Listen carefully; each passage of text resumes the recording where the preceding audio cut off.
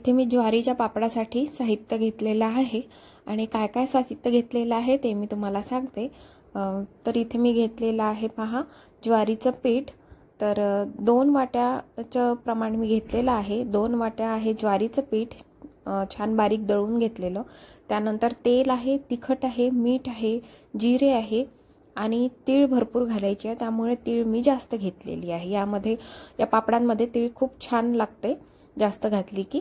आणि इथे घेतलेला आहे मी पळीचा एक चमचा किंवा पळी आपण ज्याला म्हणू शकतो, जेणेकरून आपल्याला या चमच्याने असं छान ढवळता येईल। त्यानंतर पाणी घेतलेले आहे। आता इथे पहा आधीच मी एका अशा भांड्यामध्ये पाणी तापवायला ठेवलं होतं आणि तिथे 4 ग्लास मी पाणी तापवायला ठेवलं होतं छान उकळी येऊ द्यायला। आता काय करायचं आहे, पाणी उकळेपर्यंत आपल्याला हे जे ज्वारीचं पीठ आहे 2 वाट्या, यामध्ये आपल्याला तिखट, मीठ आणि जिरे टाकून मिक्स करून घ्यायचं आहे आणि त्यामध्ये आपल्याला पाणी टाकून एक घट्टसर असं बॅटर सारखं बनवून घ्यायचं आहे। आता यावेळेस जर तुम्हाला दही किंवा ताक टाकायचं असेल तर तेही तुम्ही या स्टेजला टाकून पाणी घालून थोडं आणि असं बॅटर तयार करू शकता। आता आपलं पाणी उकळत आहे तोपर्यंत इकडे मी पाणी घालून हे जे बॅटर आहे हे बनवून घेते। छानपैकी याला मिक्स करायचं आहे पाणी टाकून, हळूहळू गुठळ्या बनवू द्यायच्या नाही आहे।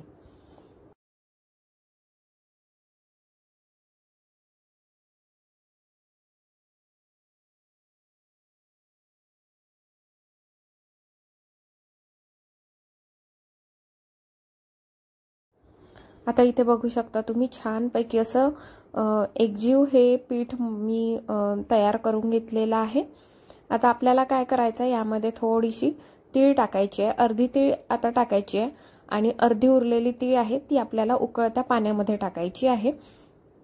तर इथे हे मी बॅटर याप्रमाणे एवढं थिकनेस याचं ठेवलेलं आहे, कारण ऑलरेडी आपण पाणी उकळायला ठेवलं आहे आणि त्या उकळत्या पाण्यात आपल्याला हे आता टाकायचं आहे।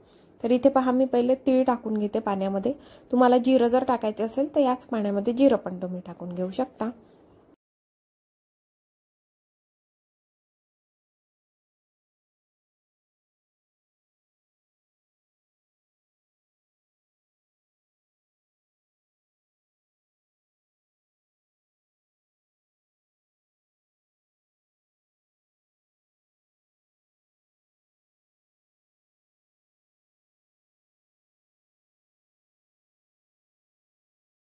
आता गॅस मंद करून हळूहळू एका हाताने चमचा फिरवायचा आहे आणि एका हाताने आपल्याला ते जे बॅटर आपण बनवलेलं होतं ज्वारीच्या पिठाचं ते हळूहळू टाकायचं आहे। असं केल्याने काय होतं, गुठळ्या बनत नाही। तर याप्रमाणे मी सगळं असं टाकून घेते पीठ आणि ढवळून घेते।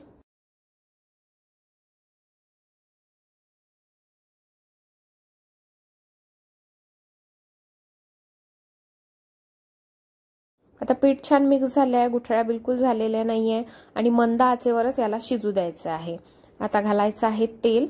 तेल टाकल्याने याची चव खूप छान लागते, खायला खूप टेस्टी लागतं तेल टाकल्याने। आणि पुन्हा एकदा याला मी मिक्स करून घेते आणि सतत याला मध्ये मध्ये, जर तुम्ही कंटिन्युअसली नाही ढवळू शकत पण सतत मध्ये मध्ये तरी चमचा फिरवून याला ढवळत राहा, जेणेकरून खाली लागणार नाही आपलं हे पीठ। आणि जो आपला पळीचा जो खालचा भाग असतो त्याने ढवळायचं, म्हणजे खाली जर लागलं थोडंफार तर लागतंच, तर ते त्याचं काळवटपणा आपल्या पिठात उतरू नये, त्यामुळे पळीच्या खालच्या भागाने छान असं ढवळत राहायचं। आता इथे पहा पीठ असं घट्ट झालेलं आहे आणि याला छान आता शिजू द्यायचं आहे, मंद आचेवरच छान शिजू द्यायचं आहे।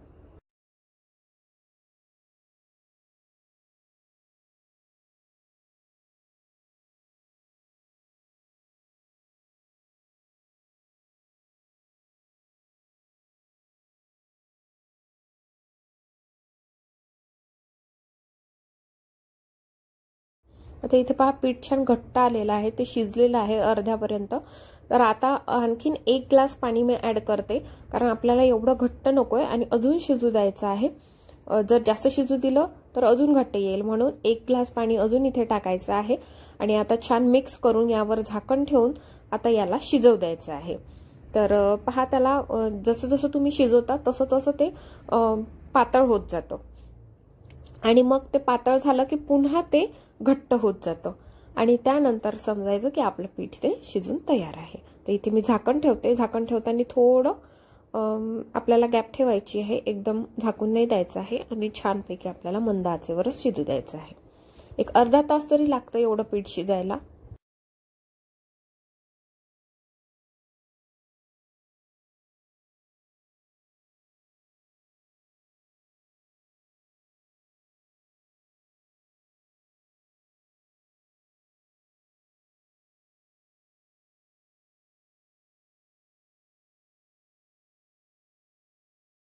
इथे पाहू शकता पीठ छान शिजलेलं आहे. तुम्हाला जर चेक करायचं असेल तुम्ही एका वाटीत पाणी घेऊन त्यामध्ये हे थोडंसं पिठाचा थेंब टाकून पाहायचा. जर तो थेंब वरती तरंगला तर समजायचं तुमचं पीठ एकदम रेडी आहे.